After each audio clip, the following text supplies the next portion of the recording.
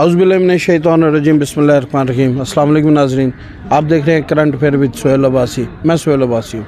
इस वक्त एबटाबाद के अवामी लीडर हमारे साथ मौजूद हैं।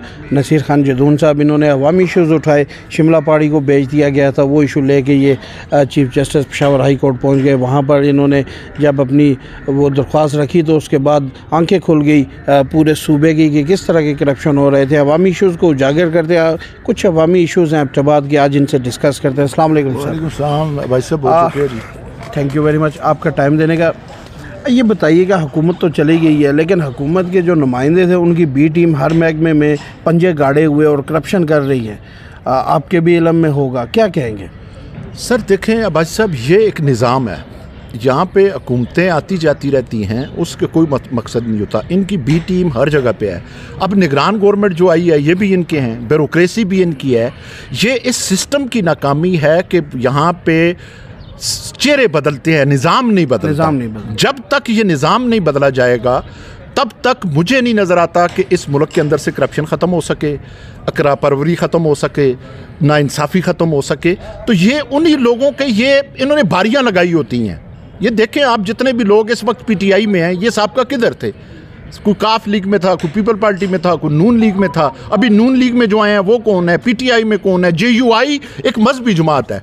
आपने कभी उसको भी कारकुन किसी को टिकट देखा है? उसने भी अपने भाइयों को दिए हैं, सरमायादारों को दिए हैं, जागीरदारों को दिए हैं।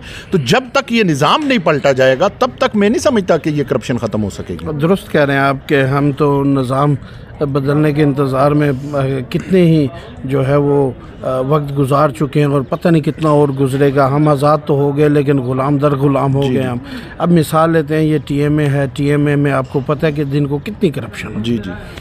और कई दफ़ा नैब आती है, मामलात होती है, एंटी करप्शन आती है, लेकिन प्लाज़ों के प्लाजे बनाए जा रहे हैं, कोई नक्शे नहीं है, कोई पास नहीं होते। ऊपर से फ़ोन आता है किसी अहम शख्सियत का, आप समझ सकते हैं कि अहम शख्सियत कौन है आजकल, और वो खानापुरी कर दी जाती है। गरीब आदमी रुल रहा होता है, चाहे वो कंटोनमेंट में चले जाए, वहाँ पे आप देख लें।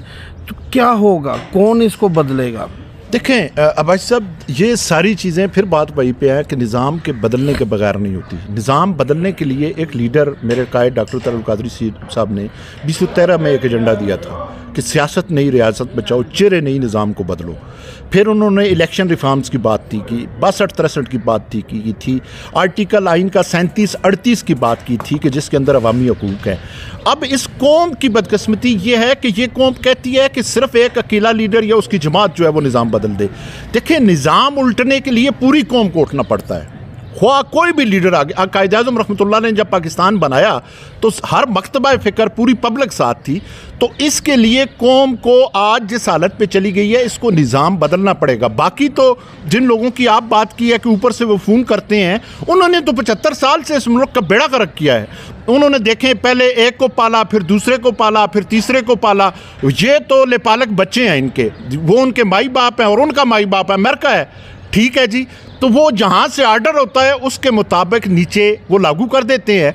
अब देखें, पैसे सारे खा गए, ये प्लाट से इन्होंने लिए, बाहर मुल्क की जदादें इनकी हैं, बैंक बैलेंस इनके हैं, सारा कुछ इनके है, और वापस कर्जा किस पे? पब्लिक पे है। कल आप मिनी बजट देख लें कि सारा कर्जा जो है वो पब्लिक पे आ गया। एबटाबाद के उस पर बात करते हैं। मेरे सोर्सेज के मुताबिक बहुत से टीएमए के मुलाजमीन जो है मुश्ताक अली साहब के घर काम कर रहे हैं।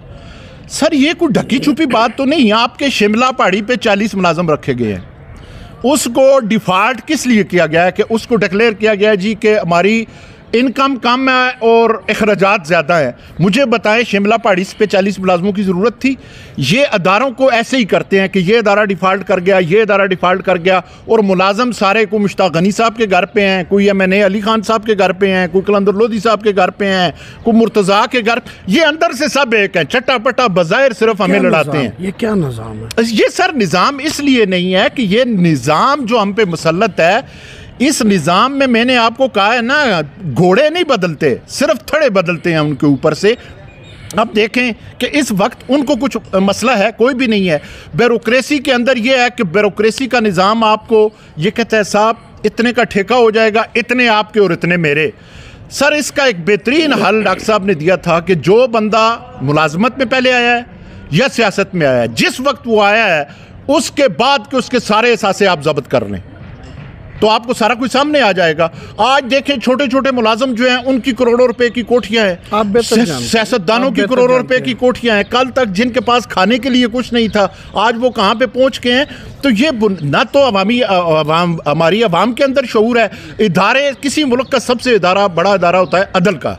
यहाँ पे अदलिया का निज़ाम, अमीर के लिए रात को अदालत खुल जाती है, गरीब सारा दिन अदालतों में धक्के खा रहता है, तारीख दर तारीख। आपको ना बुला ले अदलिया, बुलाए जी, मुझे बुलाए तो क्या होगा। हमको यहाँ पे तो इन्हें अदालत भी लगा, वो सर लगती है। हम तो मंसूर के चाहने वाले हैं, इधर दार पे भी सच बोलेंगे, ठीक है। अब इंसाफ का निज़ाम यहाँ पे नहीं रहा। अगर गरीब को इंसाफ भी मिले ना तो वो भी फैसले चैम्बरों में होते हैं या टेलीफोनों पे होते हैं, फैसला महफूज कर गया जी, ठीक है, कुछ भी नहीं हुआ। इस इलेक्शन को डॉक्टर साहब ने चैलेंज किया था 2013 में।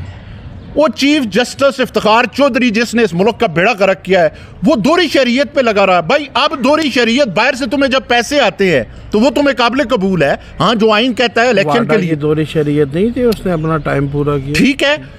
जब ये इंपोर्ट करते हैं तो फिर इनके लिए कोई मसला नहीं होता। जब इनको कोई हानिस तरीके से कहता है तो जब तक ये निज़ाम पूरे का पूरा आपका इस्टेब्लिशमेंट का, फौजी इस्टेब्लिशमेंट हो, ब्यूरोक्रेसी हो, अदलिया हो, सियासत हो, जब तक नहीं ये तब्दील होगा और तब तक इस मुल्क में कुछ भी नहीं हो सकता। ये करप्शन दिन ब दिन, हम तो चीखते चलाते हैं, हमसे खुदा यही पूछेगा कि आपने आवाज़ बुलंद की है, हम अल्लाह को कहेंगे जी हमने तो बुलंद की है। मगर इस निज़ाम के पलटने के बगैर अब्बासी साहब यहाँ पे कुछ नहीं होता। मुझे बताए डीसी अंग्रेज़ के दौर का बैठा हुआ है, डीआईजी, डीपीओ, अब बड़े बड़े इनके पास इनकी बीवियों के खर्चे, इनके बच्चों के खर्चे, मतलब इनकी गाड़ियां, इनका हर चीज़ इनके पास है। किसी रिटायर जर्नल जो होते हैं, यहाँ से पहले हाजी साहब वो थे, हाजी साहब थे, अब आफत साहब आ गए हैं, ठीक है, चीज़ तो वही है नीचे। अब इनको सोचना पड़ेगा वरना इस मुल्क के अंदर एक बगावत उठ जाएगी। और अब्बासी साहब, मैं आपको बताऊं कि जब इंसाफ नहीं मिलता तो कौमें या इनकलाफ की तरफ बढ़ती हैं या इंतशार की तरफ बढ़ती हैं। मुझे पाकिस्तान इंतशार की तरफ बढ़ता हुआ नज़र आ रहा है। लिहाजा कौम को अब जागना चाहिए। जो पढ़े लिखे एजुकेटेड लोग हैं उन्हें सियासी पार्टियों से हट के इस मुल्क की सोचनी चाहिए। कौम का शऊर बेदार करें। जब 1 करोड़ बंदा मैदान अमल में निकल आएगा, खुदा शायद है ये लोग सारे मुल्क छोड़ के भाग जाएंगे, तब पाकिस्तान का मतलब। बहुत शुक्रिया आपका। नाज़रीन, आपने नसीर खान जदून साहब की बातें सुनी, बिल्कुल आवाम के दिल की आवाज़ है। वो बातें कर रहे हैं जो बिल्कुल सच्ची साबित हो रही हैं। इस वक्त हमारी ब्यूरोक्रेसी भी इंजॉय कर रही है, हमारे लीडरान भी इंजॉय कर रहे हैं, पिस रही है आवाम को जागना चाहिए, सोचना चाहिए। वोट तो आपके हाथ में, मुंतखब आप करते हैं, अपनी ताकत उसके हाथ में दें, उसके हाथ मजबूत करें जो कल को आपके लिए खड़ा हो सके। मिलते हैं अगले प्रोग्राम में। अल्लाह हाफिज़।